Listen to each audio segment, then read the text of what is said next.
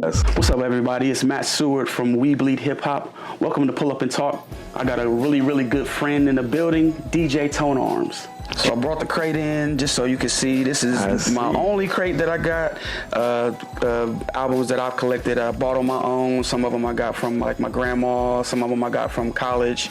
So yeah, I just wanted you to, go through them and see, if it's anything in here that you rock with. Well, you started first with this, and this is one of my favorite Tribe albums. Likewise. 1, 2, and 3, and 3 end up being the best out of the 3 to me, and this is my favorite. Yeah, that's weird. Did she even Russ like he brought my album? He messing with me. Then these guys right here, Transition. That's my guys. And I probably got every album and collection of each one of them, like solo as well, and groups that form from these guys. Appreciate you coming through, bro. Thank you for having me. It's my guy. So how'd you get your name?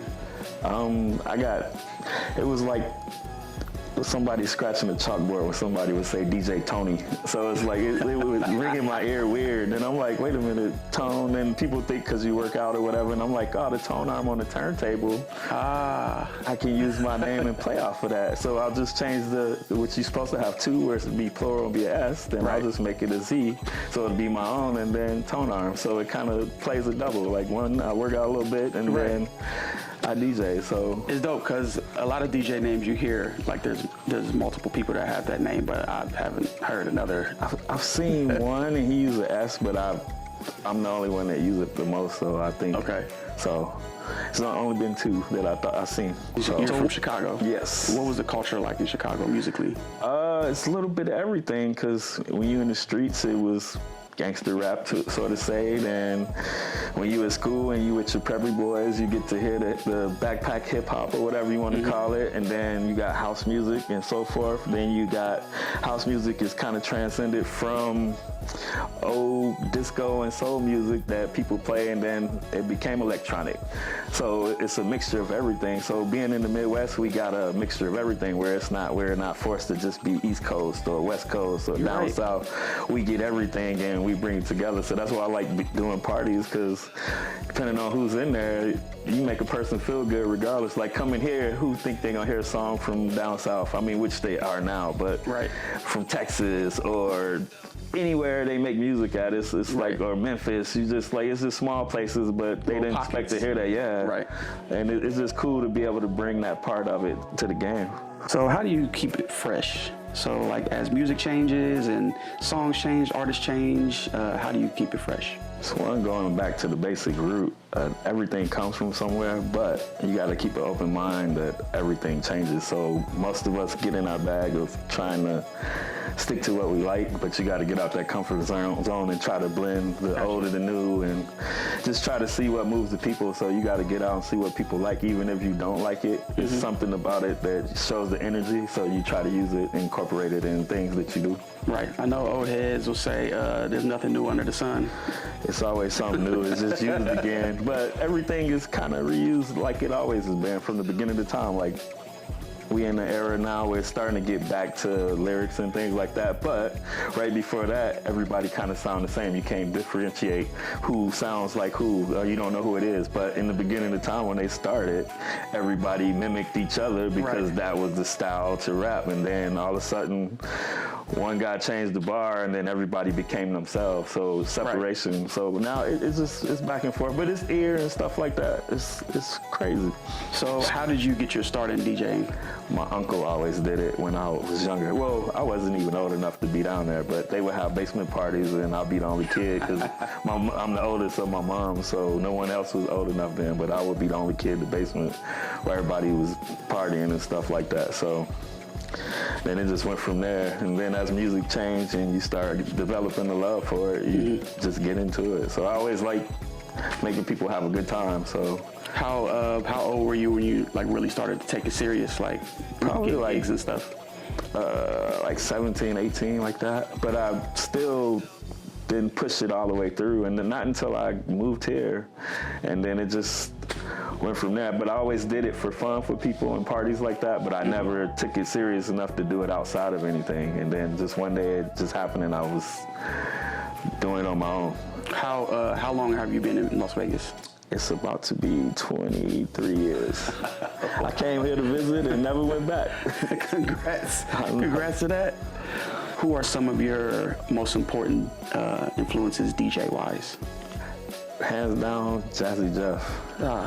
And with that, I like that he doesn't have any bias towards any style or anything you do. Like most people be concerned with what you use, how you use it. Like when you performing for people, they don't know what you're using as long as they're having a good time. So they can care less. The sound is right. Whatever helps you or works for you is what works for you. So if you don't want to do something, you ain't got to do what he's doing. But Jeff, as a kid, Jam Master Jay, I mean, it's DJ Scratch has been there the whole time, but he was a kid when he started, but now he's still one of the top guys. But I like that Jeff's just seamless. Like when you sitting there watching him, you think it's like a pre-programmed set or something like that. And he goes through all genres. So he takes you on that ride where it's not just stuck with just hip hop or start with R&B or whatever it is, rock, whatever. He's well versed in a lot of genres, and I know that, like you said, I've heard him before, and he was playing all kind of stuff. Yeah. And it surprised me, and I was like, oh man. No, but he's always been that way. Yeah, that's dope. Man, Jeff is just crazy. Have you ever met him? No, but he's married to a friend of mine's sister in Chicago, from Chicago. Wow. So I was just with her brother the other day, but I've never fully met him hands down. But I've been in the vicinity of. I'm sure he's always in Vegas. And they actually do a DJ retreat, but I don't know if they're still doing it. But I wanted to try to get into that. Right. They do it like once every summer, so I'm looking into it to see if they do it next year. But that looked pretty cool. Yeah, you should definitely do that. You would kill it. I think it is Press Play. But they bring you out there, you get to mingle with all the different DJs and stuff and teach you stuff, learn stuff. Well, you never learn enough. Who are some of your favorites from today? Just anybody, any genre? I know, it's so many. Like one is Big Boogie. Lil Baby ain't bad. So I'm going to see him in London. Oh wow! In a month with my wife. Oh, that's cool. She's the trap fan, but of course I'm going along for the ride. And almost anybody down south, but like I was in Atlanta last week, and Metro Boomin is bringing all of the 2000 rappers with the future down south rappers together. He did a whole project, and I happened to see it last Monday when I was in Atlanta. My brother-in-law does New Music Monday, where they bring in artists and they perform different songs and stuff like that. But they brought Young Dro and all those guys in and perform those songs off the album. Okay. So that was pretty cool to see. They trying to infuse this old Atlanta sound with a new Atlanta sound to bring it back so people can dance and stuff to it. So and Atlanta has always had their own sound, which I think that's what it's a documentary for that too now that they have. That's pretty cool. That shows the beginning of how they had no sound to bringing all that sound in, and they're most influential now in the music business as far as rap. Yeah, so I've seen a lot of good information in the Freaknik documentary about Atlanta that I didn't know, like music-wise, and how they were. And that's what I mean, but because of the schools were there, that's what started bringing everybody down there, and then you start hearing different stuff. So they're like, wait a minute, we got our own sound. So they would project their music whenever they have big events, so people would hear that, and then they take it with them outside of Atlanta. That's how it spread. Yeah. Chicago pizza versus New York pizza. Chicago. And I prefer, I mean, deep dish is preferred at a certain time, but our regular pizza is hands down better than me. Chicago White Sox or Chicago Cubs? I like White Sox better, but living here, I support both. What the Bears going to do this year? I'm going to let them do what they do, and I'm going to watch from afar. If they do good, I mean, I'm rooting for them to do good regardless, but who's to say? It looked good in preseason, and that's just preseason, so yeah. I'm going to hold my breath and hope I can release and not pass out. All right, I feel the same way with my Browns, so. I think Shador going to do good for them. They just giving them a hard time. Definitely be rooting for them. Yeah. Who were some of your musical influences? I mean, it's always going to be Michael Jackson. Like, that's the comparison of him and Prince. I'm going to take Mike any day because Mike give you every age limit all the way up. Prince kind of demographic toward the ladies. Right. Then it's so many. It's kind of hard to name. Like, just growing up, seeing things, I think it go off what I heard on the day or something like that. Sometimes you just got a feeling to somebody, and Barry might inspire me to play Buster because it come from everybody sampling and things like that. Who are some of your big and favorite rap artists? Rap artists? Jay-Z, of course, is my favorite. Rakim, of course. Slick Rick. Man, I know Slick Rick is my guy.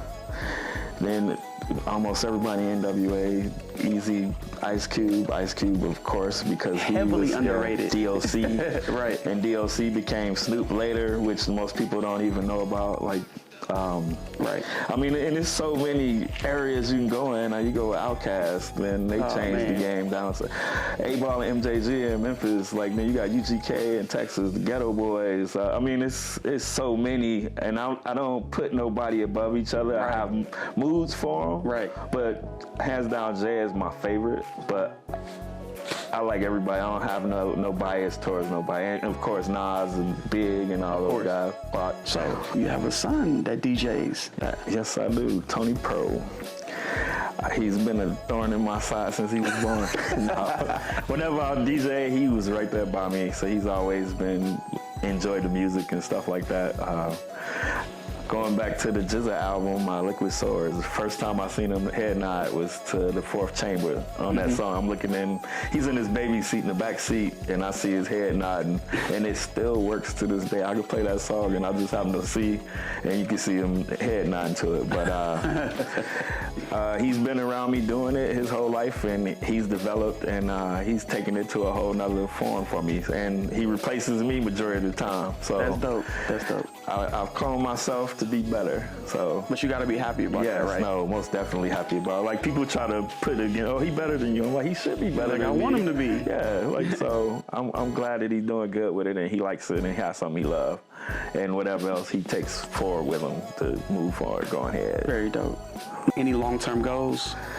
I just want to continue having a good time here with music and stuff like that, advancing. I mean, we've been doing the nightlife for a minute, so I would look to venture off and having my own pretty soon or something like that. But I enjoy doing the live music with you guys and stuff like that. It's just cool that it always brings people together, so anything that we can do to advance and move forward, I'm all about. What would you say are some of your major accomplishments DJ-wise?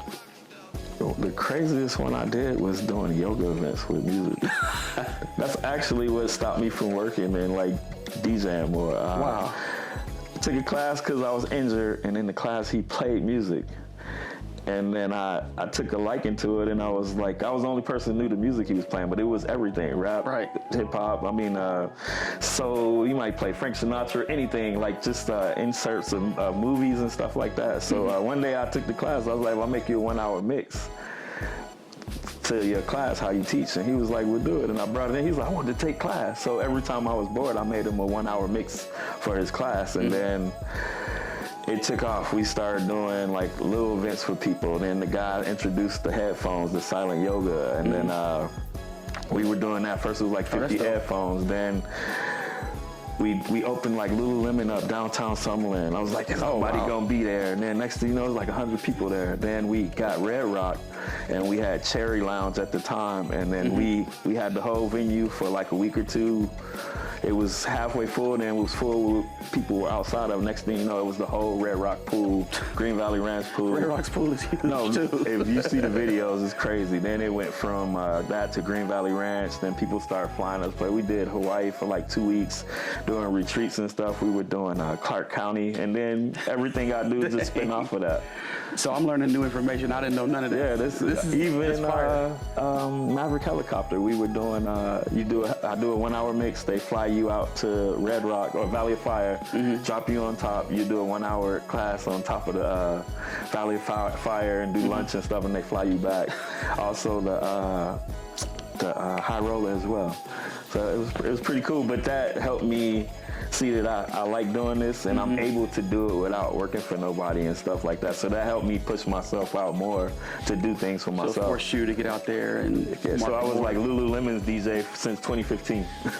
So I was getting free clothes and money and stuff like that. So it was pretty cool. It was different. I would never in my life think that I would be doing that. But we're in Las Vegas, so it's never, you can never say you won't do something or haven't. It's almost always there in your face. So. But it's good that you're open to it, because when the opportunities present themselves, and you be ready. Thank you so much for tuning in to another edition of Pull Up and Talk, We Bleed Hip Hop Vegas.